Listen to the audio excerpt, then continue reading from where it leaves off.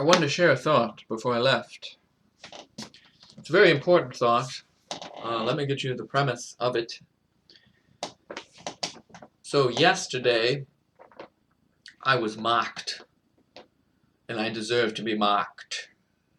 I do, because I mock so many people, so I deserve exactly that. I mentioned the mask, how we've got this virus, and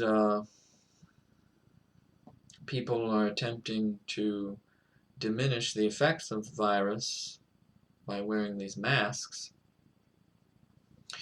And my perspective, my feeling on it is that we should allow what God has made to face this virus head on and to deal with it. Because most of my life, I know most people don't have a very long memory, but most of my life, I've never had to wear a mask when I attended school or college or work or anything. I have never had to wear a mask. And just now, in the year 2020, we now are required to wear a mask everywhere.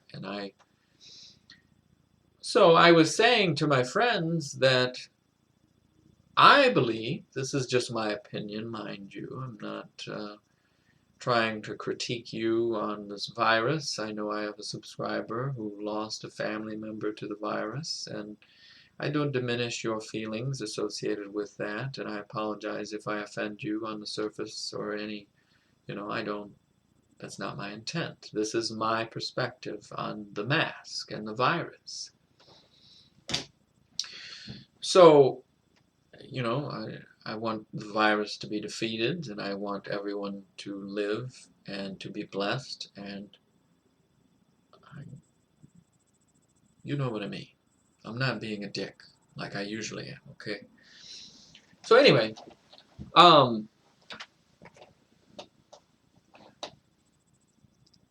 I was telling my friends, I said to them about the mask, that I feel that the mask is a symbol for bondage, and that I don't like the mask. I think the mask is a big middle finger from the rulers of this world and the rulers in the principalities and powers, the demons, the fallen angels that are battling in spiritual realms right now. I feel it is a physical manifestation of their intent, and which is to enslave all of us. And I didn't say all that, but that is how I feel about the mask. I don't feel that the mask actually helps with any virus protection. I think it's just an excuse to symbolize a massive satanic ritual. That's how I feel about the mask. And I explained that, but instead they mocked me. And they said, before I even explained my perspective on the mask, they said to me, the one friend mocked me and said,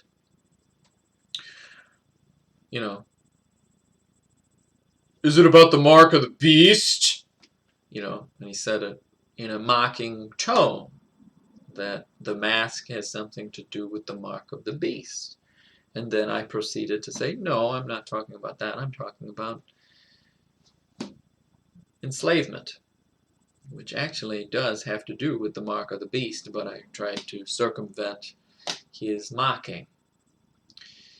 And his mocking, I don't care about him mocking me. I love my friend. I will always love my friend, no matter where we are and where everything goes. I love my friend, and I hope he's doing all right. And it's fine if he mocks me. Anytime he wants to mock me, he can mock me. I deserve it, because I mock people all the time, and I completely deserve every bit of everything that happens to me. I'm a jerk.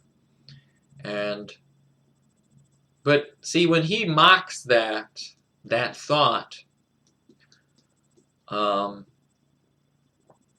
he's not mocking me. This is a very serious topic that I want to talk about. The mark of the beast. The mark. Or, well, anyway, we're going to two sections. We're going to Exodus chapter 13 to begin with. Okay? So I want to explain why this is important. So, this is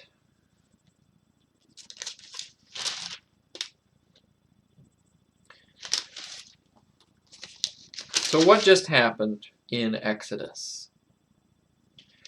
The death of the firstborn is what just happened. So all those judgments came down on Egypt, and now they're about to leave. And it's through God's might that God got them out of there, right? Not anything that we do. I'm just going to start reading 13, and hopefully I'll get to my point. It's in here. It's I think it's verse 9, so we'll read up to verse 9 and get the context. 13:1.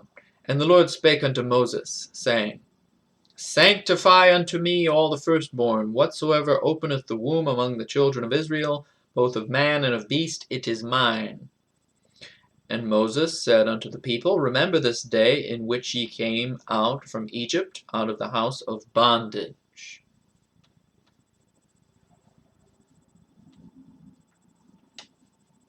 For by strength of hand the Lord brought you out from this place.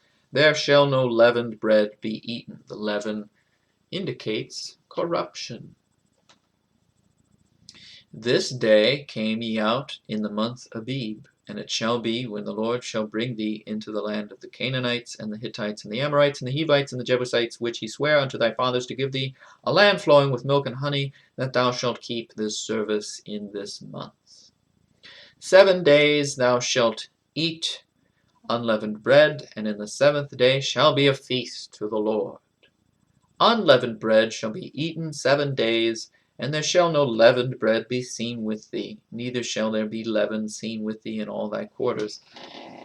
That says to me, no corruption, no mingling yourself with the worldly thinking, the sinful nature, the sin, yeah. It speaks of growing closer to him, and really focusing all of your attention on God. Neither shall there be leaven seen with thee in all thy quarters. And thou shalt show thy son in that day, saying, This is done because of that which the Lord did unto me when I came forth out of Egypt, out of bondage, out of slavery. What does God do for you when he saves you? It's exactly what he does, the exact same thing. He saves you. He breaks your chains. He frees you from the slavery of this world. And you're teaching your children that. And it shall be for a sign unto thee upon thine hand, and for a memorial between thine eyes, that the Lord's law may be in thy mouth.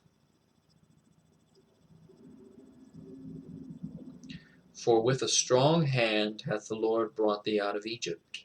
Thou shalt therefore keep this ordinance in a season from year to year. That's the verse right there, verse 9. And it shall be for a sign unto thee upon thine hand, and for a memorial between thine eyes. That the Lord's law may be in thy mouth. So then you testify of it to others, to other human beings.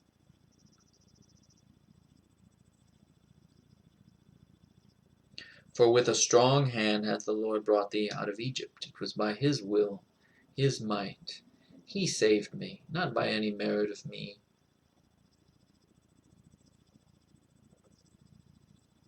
So there it is, that mentioning.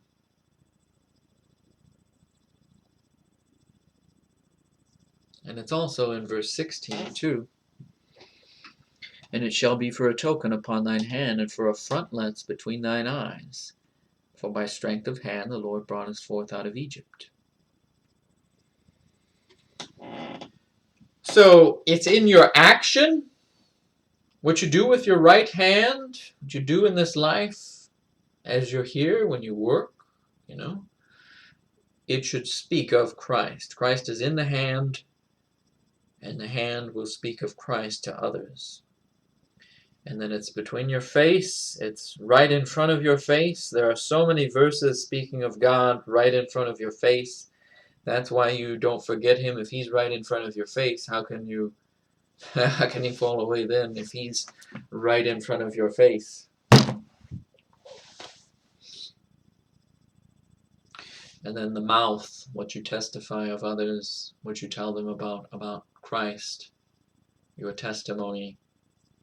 So it's very important. Everything culminates around Christ and how he is your number one. He is your everything. He is your power, your strength, your all in all. It's through Christ. Okay?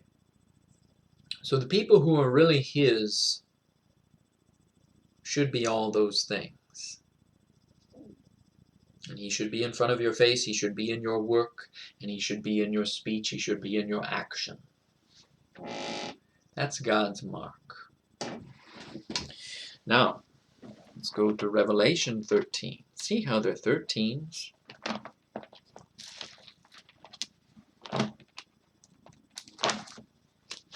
Isn't that interesting? I bet there's some pattern associated with that, but I'm not smart enough to know any of that.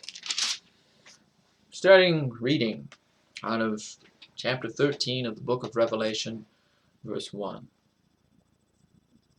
And I stood upon the sand of the sea, and saw a beast rise up out of the sea, having 7 heads and 10 horns, and upon his horns I'm sorry, I think I screwed that up.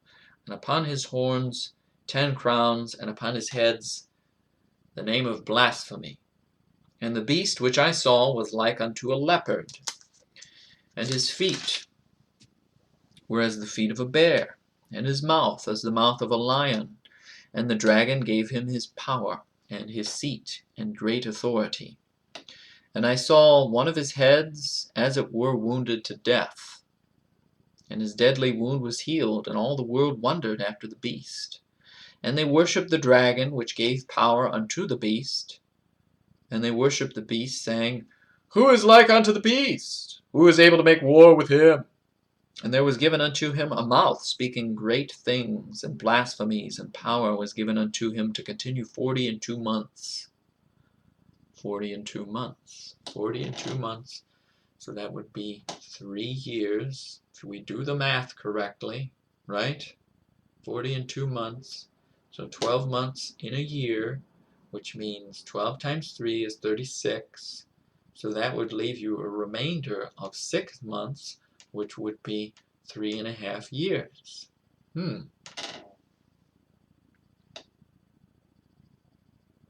40 and 2 months. And he opened his mouth in blasphemy against God, to blaspheme his name and his tabernacle, and them that dwell in heaven. And it was given unto him to make war with the saints, and to overcome them, and power was given him over all kindreds, and tongues, and nations. And all that dwell upon the earth shall worship him, whose names are not written in the book of life of the Lamb slain from the foundation of the world. If any man have an ear, let him hear. He that leadeth into captivity shall go into captivity. He that killeth with the sword must be killed with the sword. Here is the patience and the faith of the saints. So I feel like with my country being taken over by a communist, I mean, there's so much info about him being a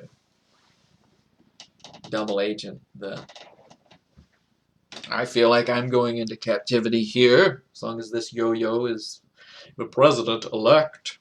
I'm not too positive about that. So I've spoken about how maybe I'm going to be a slave in China, so be it. If this is the end, maybe it's not the end. Maybe this is just another part in history where America is going. See, with all these masks and all this virus stuff, we shut everything down, we become crippled. And then you can just eat this country.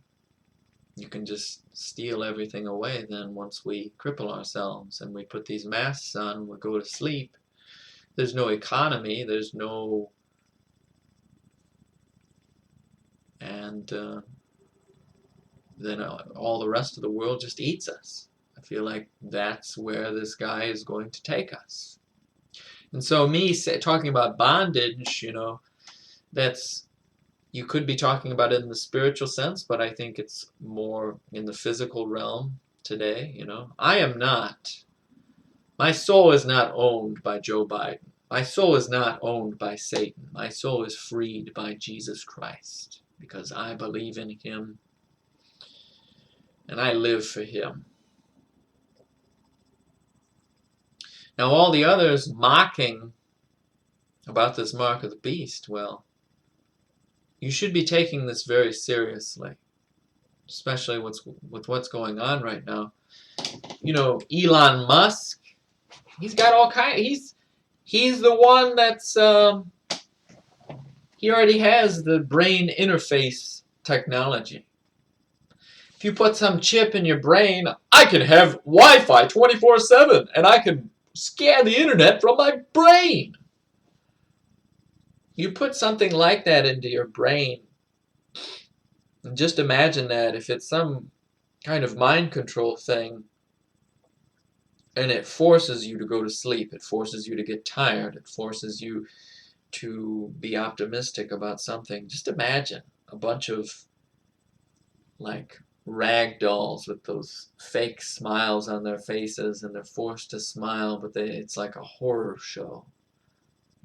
I wonder if that's what it will be when you put that chip into you, and this mark of the beast. So you're putting this mark in you, this chip that makes you think a certain way,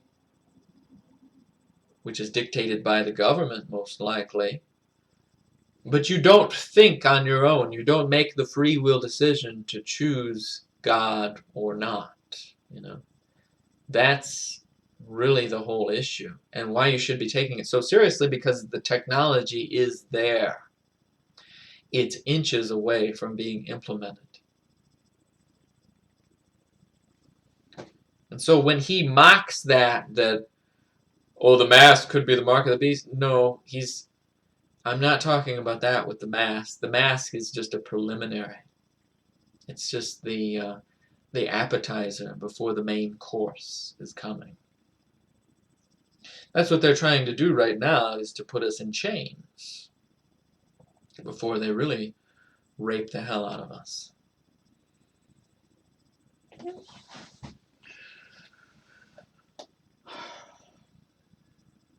Let's read on.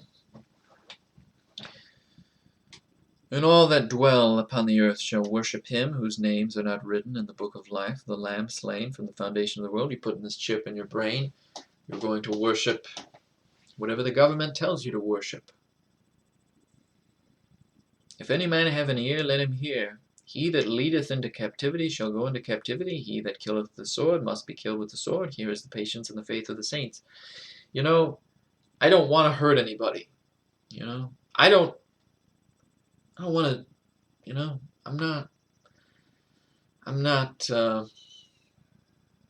I don't want to do that.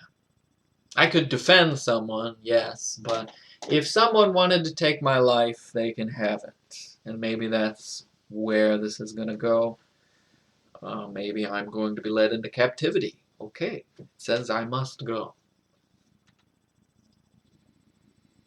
And I beheld another beast coming up out of the earth, and he had 2 horns like a lamb, and he spake as a dragon. And he exerciseth all the power of the first beast before him, and causeth the earth and them which dwell therein to worship the first beast, whose deadly wound was healed.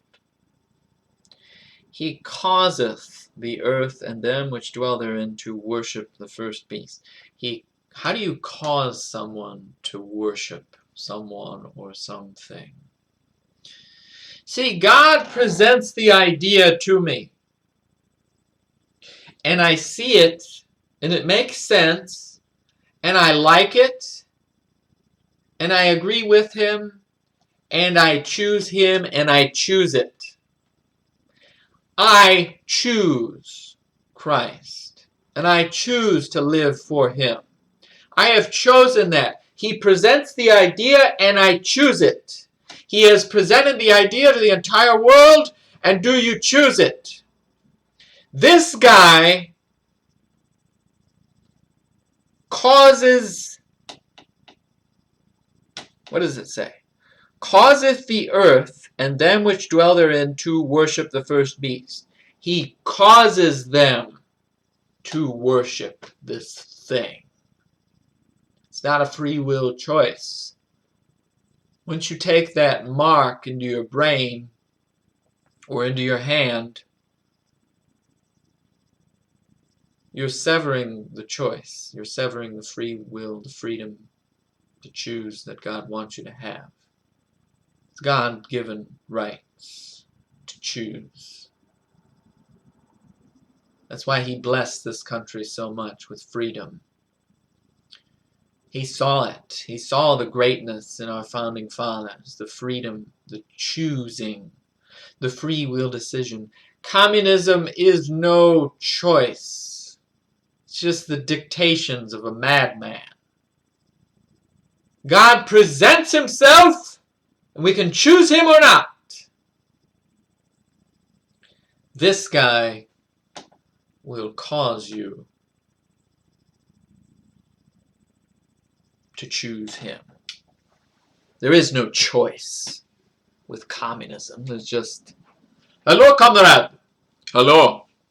Well, it's a fine day today. Yes, I will go eat bread. Yes, we will go eat bread, because that's what we have anyway.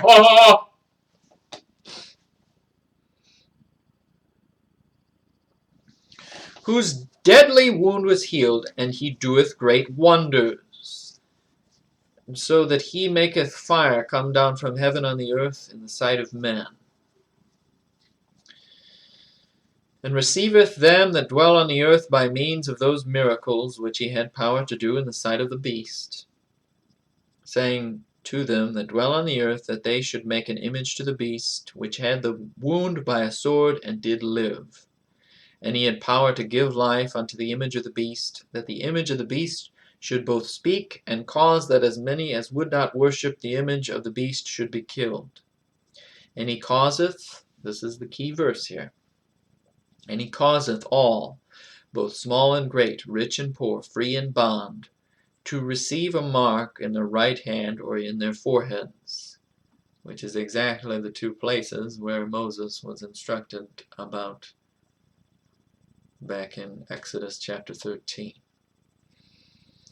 And that no man might buy or sell save he that had the mark, or the name of the beast, or the number of his name. Here is wisdom. Let him that hath understanding count the number of the beast, for it is the number of a man, and his number is 666. So my friend mocking me, you know, that's fine. He can mock me all he wants, but don't mock what it's saying here. Take this very seriously. When we go into this second permanent lockdown under this communist, our economy is going to die. This country is going to die. And there's already advertisements about a new system that will be implemented. The New World Order is already talking about you won't own anything and you'll love it, you know. And that's the commercial, that's the slogan. And a new system is going to be implemented where you have no choice, you have no free will decision making. You probably get imaginary money and imaginary things. And all you have to do is take this chip into your hand or forehead that says you are dependent on a system, on a dictator, on Satan. On the surface it won't be Satan, it'll be some very pretty guy, you know, or something attractive, that, or some illusion. Everything is heading toward that, and the technology is there. They're interfacing with a human brain. And things maybe you thought were science fiction are becoming a reality. And it's fine if you mock me, but don't mock this Bible. Don't mock God. Because these things, if we are ruled by this communist, these things are very possible to be implemented very soon. And I encourage you to have Him in front of your face. Have Him in your right hand. Have Him in your speech, in your mouth. The words coming out of your mouth, let it be all Christ speaking. Be in Christ in these days ahead and forever, no matter what happens. Maybe this will all turn around. Maybe God will show us mercy. I hope He does. I hope He gives us a little more time. But I think everything is leading to this moment, and don't be caught up in what the world justifies or what the world tells you is okay and tolerable and acceptable. Go to God with what is acceptable. What does God say about all these things happening? And take comfort in Him. Don't take comfort in man and man's glory and what man can do for you, you know, or your government. Be dependent on God in these dark times. Thank you for listening. Have a blessed day.